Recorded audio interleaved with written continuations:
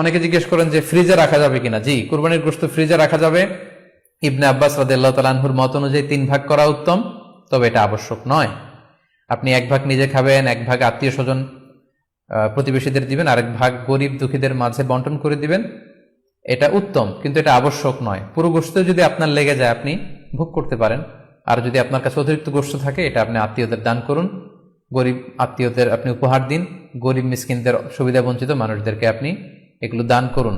কারণ সূরাতুল হজ্জের 28 নম্বর আয়াতে আল্লাহ তাআলা বলেছেন, ফাকুলু মিনহা ওয়া আত'ইমুল বাঈসাল ফাকির, তোমরা কুরবানির এই গোশত নিজেরাও খাও এবং অভাবী লোকদেরকে দাও। এবং সহিহ বুখারীতে আল্লাহ রাসূল সাল্লাল্লাহু আলাইহি ওয়াসাল্লামের একটি বর্ণনা, আল্লাহ রাসূল সাল্লাল্লাহু আলাইহি ওয়াসাল্লাম বলেছেন, কুলু ওয়া আত'ইমু ওয়াদাখিরু, অর্থাৎ কুরবানির গোশত তোমরা খাও, ওয়া আত'ইমু মানে অন্যদের খাওয়াও, ওয়াদাখিরু এবং তোমরা এটাকে প্রিজার্ভ করে রাখো বা জমা করেও রাখতে পারো। অর্থাৎ আপনি চাইলে ফ্রিজে রাখতে পারবেন, আপনি পরবর্তীতে খেতে চাচ্ছেন আপনি রাখতে পারবেন ইনশাআল্লাহ।